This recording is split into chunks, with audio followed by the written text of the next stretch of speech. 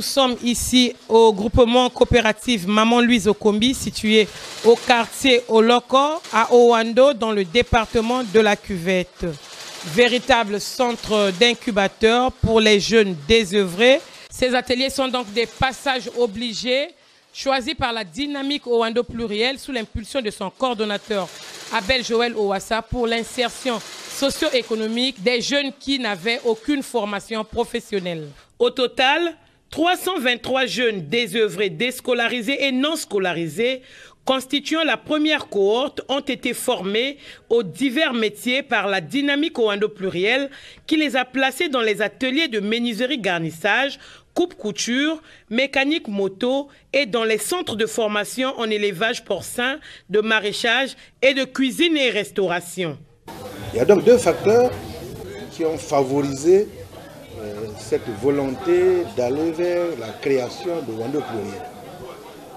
Il s'agit premièrement du chef de l'État, son Excellence Denis Sassou Nguesso, qui dans tous ses projets de société, je dis bien dans tous ses projets de société depuis 2002, depuis la nouvelle espérance, le chemin d'avenir, la marche vers le développement et ensemble, poursuivons la marche, le chef d'État a toujours insisté sur la formation des jeunes. Formation professionnelle, formation qualifiante. Et en janvier 2024, le président de la République a décrété cette année 2024, année de la jeunesse. Voilà le premier facteur qui a motivé, qui a donné l'idée à l'honorable Abel Owassa Yoka d'initier justement ce projet.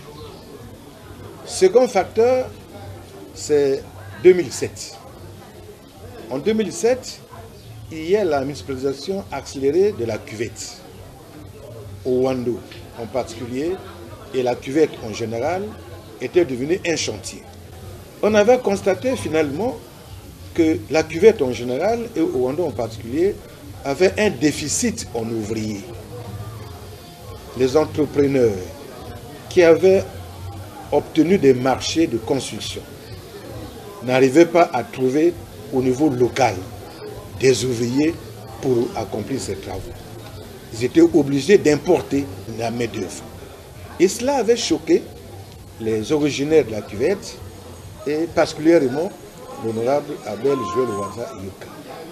Ces deux facteurs ont donc poussé l'honorable Abel Owassa Yoka à penser justement créer un projet.